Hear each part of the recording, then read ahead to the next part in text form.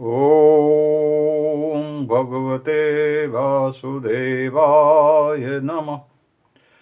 ॐ भगवते वासुदेवाय नमः। ॐ भगवते वासुदेवाय नमः। प्रिय श्रोतागण एवं मित्रों, आज मैं श्रीमद् भगवद गीता लेकर आपके समक्ष पुनः प्रस्तुत हुआ हूँ, किंतु आज का प्रसंग बहुत अच्छा है। श्रीमद् भगवद गीता में बहुत प्रसिद्ध भी है, आप सभी ने सुना होगा यह श्लोक, यदा यदा हि धर्मस्य ग्लानिर्भवति भारत। तो इसी से संबंधित आज प्रसंग है। मैं प्रारंभ करता हूँ। आपके लिए आज का वीडियो बहुत उपयोगी होने वाला है। तो इससे पिछले वीडियो में जब ये श्री कृष्ण भगवान अर्जुन से कहते हैं कि योग सबसे पहले हमने सूर्य से कहा था, और सूर्य ने अर्थात सूर्य का दूसरा नाम विवस्वान था। विवस्वान यानी सूर्य से कहा था, तो विवस्वान ने अपने पुत्र मनु से कहा, और मनु ने वह योगा इक्ष्वाकु से कहा, और इक्ष्वाकु राजा अयोध्या बहुत ही प्रतापी राजा हुए। उन्होंने क्रमशः अपनी पीढ़ियों को ये दिया, और राज दरबार में रहने वाले जो पुरोहित राजर्षि होते थे उनको मिला, और इस प्रकार से ये परंपरा हो गई। आगे श्री कृष्ण भगवान कहते हैं कि किंतु ये बात अब जो योगा परंपरागत आ रहा था, दुख इस बात का है कि अब वो विलुप्त प्राय होता जा रहा है। ये सुनकर अर्जुन को विस्मय हुआ, और उन्होंने स्पष्ट करने को कहा कि भगवान आप तो अभी हुए हैं, और विवस्वान तो बहुत पहले थे, आपने उन्हें कैसे कहा? ये मेरी शंका का समाधान करें। और उन्होंने शंका का समाधान किया कि मुझे सब कुछ याद रहता है कि हमारा और तुम्हारा जन्म कई बार हुआ है, लेकिन तुम साधारण मनुष्य हो इसलिए तुम्हें याद नहीं है, मुझे याद है। इसके बाद वो कहते हैं कि मैं योग माया से प्रकट होता हूँ, मैं अजन्मा हूँ, अविनाशी हूँ, मैं जन्म नहीं लेता। और उनके जन्म लेने का, उनके प्रकट होने का वो रहस्य आज के श्लोक में बताएंगे कि क्यों आखिर उनको प्रकट होना पड़ता है। तो आगे श्री कृष्ण भगवान अर्जुन से कहते हैं कि हमारे तुम्हारे जन्म बहुत बार हुए हैं, तुम्हें याद नहीं है, तुम्हें मालूम नहीं है, लेकिन मुझे ये मालूम है।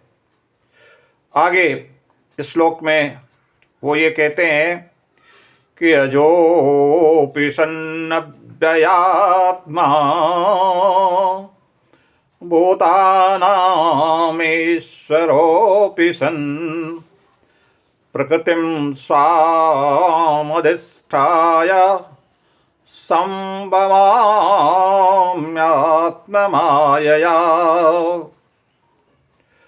श्री कृष्ण भगवान अर्जुन को बतलाते हैं कि मैं अव्ययात्मा, मैं अविनाशी हूँ, अजोपि और मैं अजन्मा हूँ, भूतानाम ईश्वरोपि और समस्त प्राणियों का ईश्वर भी हूँ, लेकिन मैं अपने प्रकृतिम स्वाम अधिष्ठाय, मैं अपनी प्रकृति को अधीन करके योग माया से संभवामि आत्म मायया, मैं अपनी योग माया से प्रकट होता हूँ। तो उन्होंने ये बताया कि मैं समस्त प्राणियों का ईश्वर होते हुए, अजन्मा होते हुए और अविनाशी होते हुए अपनी समस्त प्रकृति को अधिष्ठित करके, प्रकृति के अधीन करके और स्वयं अपनी योग माया से प्रकट होता हूँ।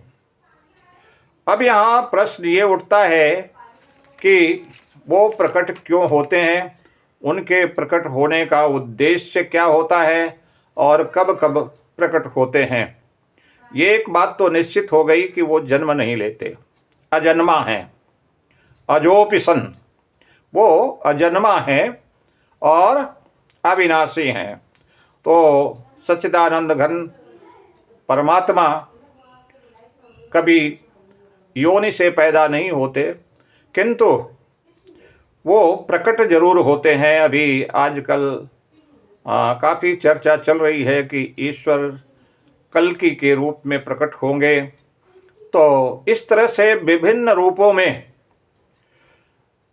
वो सच्चिदानंद घन परमात्मा समय समय पर प्रकट होते रहते हैं और वो कहते हैं कि मैं अपनी प्रकृति को अधीन करके और योग माया से अपने को प्रकट करता हूँ। किंतु प्रश्न ये होता है कि वो प्रकट क्यों होते हैं, क्यों बार बार आते हैं। कभी किसी रूप में आते हैं, कभी किसी रूप में आते हैं। आखिर ईश्वर इस पृथ्वी लोक में प्रकट क्यों होते हैं। तो आप जानते हैं कि ईश्वर समस्त भूत प्राणियों के पालनहार हैं और सृष्टिकर्ता हैं और संहारकर्ता भी हैं। तो इस सृष्टि से परमपिता परमात्मा सच्चिदानंद घन वासुदेव का बहुत ही घनिष्ठ नाता है और वो ये देखते हैं कि कब उन्हें यहाँ प्रकट होने का समय आया है, कब उन्हें प्रकट होना चाहिए, कब पृथ्वी पर आना चाहिए। तो ऐसा सोचकर वो अपने हिसाब से, अपनी ही योजना से, अपनी ही प्रकृति से, अपनी ही योग माया से प्रकट होते हैं। आगे बहुत ही प्रसिद्ध श्लोक आ रहा है, यदा यदा ही धर्मस्य ग्लानिर्भवति भारत अव्युत्थानम् अधर्मस्य तदात्मानं सृजाम्यहम्। तो अपने प्रकट होने का उद्देश्य श्री कृष्ण भगवान अर्जुन से इस प्रकार बता रहे हैं कि यदा यदा ही धर्मस्य ग्लानिर्भवति भारत अव्युत्थानम् अधर्मस्य तदात्मानं सृजाम्यहम्। उनके प्रकट होने का कारण क्या है। कहते हैं कि हे अर्जुन, हे भारत, जब जब इस पृथ्वी पर धर्म की हानि होती है और अधर्म की वृद्धि हो जाती है, धर्म कमतर हो जाता है, कुछ विधर्मी, ताकतवर विधर्मी ऐसे हो जाते हैं जो धर्म को हानि पहुंचाते हैं, जो धर्म के लिए बहुत ही हानिकारक होते हैं और अधर्म ही फैलाते हैं। तो जब अधर्म की वृद्धि होती है और धर्म की ग्लानि होती है, धर्म की हानि होती है, उस समय तब मैं अपने योग माया से अपनी ही रचना से स्वयं मैं प्रकट होता हूँ। तो ये श्री कृष्ण भगवान बतलाते हैं अपने आने का उद्देश्य कि जब जब इस पृथ्वी लोक में धर्म की हानि होती है, अधर्म की वृद्धि होती है, और तब तब मैं अपने स्वरूप को रचता हूँ, अर्थात मैं प्रकट होता हूँ। इसके बाद फिर श्री कृष्ण भगवान अर्जुन को आगे बतलाते हैं कि और उनका क्या उद्देश्य है पृथ्वी पर प्रकट होने का। आगे वो कहते हैं कि परित्राणाय साधूनां विनाशाय च दुष्कृतां धर्म संस्थापनार्थाय संभवामि युगे युगे। तो कृष्ण भगवान फिर आगे बतलाते हैं कि हमारे आने का उद्देश्य क्या है। तो पहला उद्देश्य वो बतलाते हैं कि जब जब धर्म की हानि होती है और अधर्म की वृद्धि होती है, उस समय मैं प्रकट होता हूँ। फिर तीसरी बात वो ये बतला रहे हैं कि परित्राणाय साधूनाम, मैं जो सज्जन पुरुष हैं, साधु पुरुष हैं, उनका उद्धार करने के लिए। क्योंकि जब अधर्म की वृद्धि होती है, धर्म की हानि होती है, तो हर युग में संतों का, साधुओं का अपमान होता है और वो ये देख नहीं पाते। चाहे जब वो राम के रूप में अवतरित हुए, उस समय भी रावण के द्वारा और तमाम राक्षसों के द्वारा साधु संतों की यज्ञ में बाधाएं डाली जा रही थी। उसी प्रकार जब वो कृष्ण के रूप में अवतार लेते हैं तो भी अन्याय और अधर्म की वृद्धि हो गई थी। चारों तरफ अन्याय ही अन्याय, अधर्म ही अधर्म फैला हुआ था। तब फिर उनको एक बार श्री कृष्ण के रूप में प्रकट होना पड़ा। तो वो कहते हैं कि परित्राणाय साधूनां, साधु पुरुषों का, सज्जन पुरुषों का, संत पुरुषों का उद्धार करने के लिए, और विनाशाय च दुष्कृताम, और जो दुष्कृताम, जो दुष्ट लोग हैं, दुष्ट व्यक्ति हैं, ऐसे लोगों का विनाशाय, नाश करने के लिए। जो दुष्ट पुरुष हैं उनका नाश करने के लिए, जो साधु संत पुरुष हैं, साधु पुरुष हैं, उनका उद्धार करने के लिए, और जिस धर्म की हानि हुई है, जिस धर्म की हानि हो रही है, धर्म पर जो संकट है, वो फिर से धर्म संस्थापनार्थाय, धर्म की स्थापना करने के लिए युग युग में प्रकट होते रहते हैं। ये अपने आने का कारण, अपने प्रकट होने का कारण उन्होंने बताया। श्री कृष्ण भगवान ने अर्जुन को क्या कारण बताए, फिर से सुन लीजिए। पहला कारण तो उन्होंने ये बताया, पहली महत्वपूर्ण बात मैं बतला देता हूँ फिर से, कि महत्वपूर्ण बात ये बताया कि मैं भूत प्राणियों का, समस्त प्राणियों का ईश्वर होते हुए, अजन्मा होते हुए, अविनाशी होते हुए मैं कभी जन्म नहीं लेता। मैं अजन्मा हूँ, मैं प्रकट होता हूँ अपनी योग माया से, अपने प्रकृति के अधीन करके। फिर उन्होंने कहा कि मेरे आने का कारण क्या होता है, मेरे प्रकट होने के कारण होता है कि यदा यदा ही धर्मस्य ग्लानिर्भवति भारत, जब जब धर्म की हानि होती है, तब तब हे अर्जुन अव्युत्थानम अधर्मस्य, और अधर्म का अव्युत्थान वृद्धि होती है, तब तब मैं अपने योग माया से अपनी रचना करता हूं, यानी प्रकट होता हूं। दूसरी बात, फिर तीसरी बात उन्होंने बताया कि परित्राणाय साधूनाम विनाशाय च दुष्कृताम।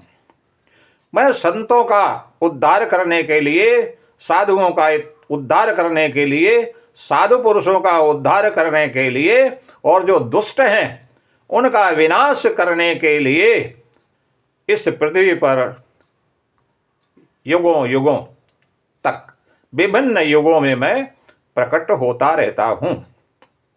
ये अपने आने का उद्देश्य उन्होंने बताया। फिर आगे श्री कृष्ण भगवान अर्जुन से कहते हैं कि जन्म कर्म च मे दिव्यम एवं यो वेत्ति तत्त्वतः त्यक्त्वा देहं पुनर्जन्म नाएति मामेति सोऽर्जुन। आगे श्री कृष्ण भगवान अर्जुन को पुनः समझाते हुए कहते हैं कि हे अर्जुन, ये जो मैं प्रकट होता हूँ तमाम युगों में अपने उद्देश्यों की पूर्ति करने के लिए, साधु संत जो सज्जन पुरुषों का उद्धार करने के लिए जो मैं प्रकट होता हूँ, वो आम बात नहीं है। जिस तरह से मनुष्य या प्राणी पैदा होता है, उस तरह से मैं पैदा नहीं होता, प्रकट नहीं होता। वो आम बात नहीं है, बल्कि वो कहते हैं कि जन्म कर्म च मे दिव्यम। हे अर्जुन, मेरा जन्म और कर्म दोनों ही दिव्य हैं, अलौकिक हैं। वो आम नहीं है। आम लोगों की तरह, आम पुरुषों की तरह मैं प्रकट नहीं होता हूँ या पैदा नहीं होता हूँ, बल्कि ये मेरा जन्म लेना और मेरा जन्म और कर्म दोनों ही दिव्य है, अलौकिक है। और इस प्रकार से जो व्यक्ति, जो पुरुष तत्व से जानते हैं मुझे, वह व्यक्ति ये शरीर त्याग कर फिर जन्म को प्राप्त नहीं होता, बल्कि मुझे प्राप्त होता है। वो कहते हैं कि त्यक्त्वा देहम पुनर्जन्म, देह को त्याग कर पुनर्जन्म में ना एति, पैदा नहीं होते, उनका पुनर्जन्म नहीं होता, वो जन्म को प्राप्त नहीं होते। माम एति, बल्कि मुझे प्राप्त होते हैं। अर्थात जो तत्वशः मुझे जानते हैं, ऐसे व्यक्तियों का आना जाना, बार बार इस जन्म मृत्यु के बंधन से मुक्त हो जाते हैं। अब प्रश्न ये है कि वे कौन से पुरुष हैं जो तत्वशः ईश्वर को जानते हैं। ये तत्वशः जानने का क्या मतलब होता है? तो तत्वशः जानने का मतलब ये है कि सर्वशक्तिमान सच्चिदानंद घन परमात्मा अज, अजन्मा और अविनाशी होते हुए सभी भूत प्राणियों के अत्यंत प्रेमी और वही समस्त भूत प्राणियों के आश्रयदाता हैं। और वो धर्म की स्थापना करने के लिए, संसार का उद्धार करने के लिए, अपनी प्रकृति को अधिष्ठित करने के लिए, अपनी प्रकृति को अधीन करके वो प्रकट होते हैं। बल्कि यद्यपि बहुत सारे लोग ऐसा समझते हैं कि वो स्थूल रूप में प्रकट होते हैं, तो साधारण पुरुष उनको मानते हैं। और कृष्ण के विषय में ऐसा तो बहुत है कि तरह तरह के लोग और बहुत सारे ऐसे बड़े बड़े नेता हुए हैं जो उन्हें छिछोरा तक कहा है कि वो ईश्वर नहीं है। आजकल तो और भी विवाद चल रहा है सनातन धर्म के ईश्वरों पर, सनातन धर्म के देवी देवताओं पर बहुत ही विवादित बयान विभिन्न धर्मावलंबियों द्वारा दिया जा रहा है। और हमारे सनातन धर्म के लोगों को, सनातनी जो हैं, अपने को सनातनी समझते हैं, उन्हें सावधान होने की भी आवश्यकता है कि हमारे जो ईश्वर हैं समय समय पर प्रकट होते हैं, वो इस धर्म की स्थापना के लिए प्रकट होते हैं। किंतु आजकल ये कहा जाने लगा है कि ना तो कोई राम थे और ना कोई कृष्ण थे, बल्कि सब काल्पनिक हैं। उन्हें काल्पनिक भी बताया जा रहा है।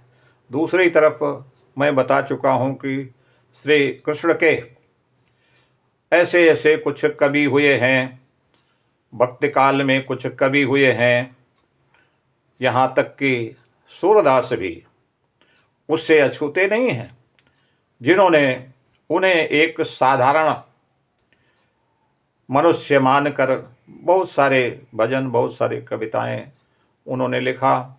और दूसरे कवियों ने उन्हें बहुत ही अपमानजनक तरीके से तमाम ग्लानि देने वाली, उनके लिए बहुत ही कष्टदायक और बहुत ही अपमानजनक बातें उनके लिए लिखी गई, कविताएं लिखी गई, भजन लिखे गए, उन्हें एक साधारण मनुष्य मानकर। जबकि श्री कृष्ण भगवान योग पुरुष, योगीराज और विद्वान व्यक्ति, उन्होंने अर्जुन को जो उपदेश दिए वो एक जीवन विज्ञान का उपदेश दिए। और श्रीमद् भगवद गीता को भी हमारे सनातनी बहुत कम ध्यान देते हैं, हल्की फुल्की चीज़ों पर बहुत ज़्यादा ध्यान देते हैं। तो श्रीमद् भगवद गीता में जो लाइफ साइंस है, किस प्रकार से हमारे विचार होना चाहिए, किस तरह से हमारा जीवन होना चाहिए, किस तरह से हमारा भोजन होना चाहिए, किस तरह से हमें अपने विचारों को रखना चाहिए। पैसा ही सब कुछ नहीं है, धन ही सब कुछ नहीं है, यद्यपि पैसा बहुत कुछ है पर सब कुछ नहीं है। आप आए दिन सुनते रहते हैं कहानियाँ कि पैसे के चक्कर में लोगों की जान चली जाती है और लोग जो कुछ रहता है वो भी गंवा बैठते हैं। तो अपना वो बतलाते हैं श्री कृष्ण भगवान कि अपने आसक्ति रूप जो हमारी बुरी आदत है उसे छोड़ करके, आसक्ति रहित हो करके, फल की चिंता न करने वाले, क्योंकि वो कहते हैं कि फल की चिंता तो मैं करता हूँ, तुम कर्म करो, कर्म करना तुम्हारा कर्तव्य है और फल देना तो मेरा काम है। इसलिए आसक्ति रहित होकर गृहस्थ आश्रम में रहते हुए भी अपना कर्तव्य करके आप अपने जीवन को योग्य बनाइए, अपने जीवन को धन्य बनाइए। और मनुष्य रूप में जब जन्म होता है तो ईश्वर को भी ये आशा होती है कि पशु पक्षी जो होते हैं वो यहाँ आते हैं, अपने पूर्व कर्मों को पूरा करके चले जाते हैं, लेकिन मनुष्य को यह अधिकार है कि वो ये सुंदर पृथ्वी की रचना को सजोए और इसका श्रृंगार करे, सकारात्मक कार्य करे, रचनात्मक कार्य करे। केवल मनुष्य जन्म में ही, मनुष्य योनि में यह अधिकार है कि वो अपने पूर्व जन्मों को भी सुधारे और अगले जन्म को भी सुधारे, यहाँ पुण्य का काम करे और जनहित के काम करे, इस सुंदर पृथ्वी को संवारता हुआ और लोगों की सेवा करता हुआ, बिना किसी आसक्ति के, बिना कर्तापन के अनुभव किए अपना कर्तव्य करता जाए तो फल तो देने वाला मैं हूँ। इस तरह से श्री कृष्ण भगवान इस मानव जाति के लिए जो मार्गदर्शन करते हैं वो कितना अमूल्य है। आप तमाम लोगों की लिखी हुई जो छिछोरेपन की बातें करते हैं उसमें आप न जाएं और अपने को संभालें। वो सब गलत। कविता तो कोई भी लिख सकता है और कविता कोई इतिहास नहीं होती। कविता मैं भी लिखता हूँ। मैं जानता हूँ कि मुझे एक शब्द अगर कोई मिलता है तो उस शब्द को लेकर मुझे तमाम कल्पनाएं करनी पड़ती हैं, और कल्पना नहीं करेंगे तो कविता आगे नहीं बढ़ेगी। इसलिए जो भजन लिखे गए हैं और जो कविताएं लिखी गई हैं श्री कृष्ण पर, जो हल्केपन से लिखी गई हैं, उसमें कविता को बढ़ाने चढ़ाने के लिए, उसे ललित श्रृंगार करने के लिए, रोचक बनाने के लिए हल्की बातें लिखी गई। वो सब इतिहास नहीं है, महज कविता हैं। मेरा ये करबद्ध निवेदन है आप सभी जनता से कि अपने इष्ट, अपने भगवान का कभी निरादर न करें, कभी अनादर न करें, और उन्हें अपने इष्ट रूप में ही समझें और उन्हें पहचानें। आज का वीडियो यहीं तक। इसके बाद आगे फिर कृष्ण भगवान क्या कहते हैं अर्जुन से, यह लेकर हम अगले वीडियो में उपस्थित होंगे। तब तक के लिए धन्यवाद। ओम भगवते वासुदेवाय नमः। ओम भगवते वासुदेवाय नमः। ओम भगवते वासुदेवाय नमः।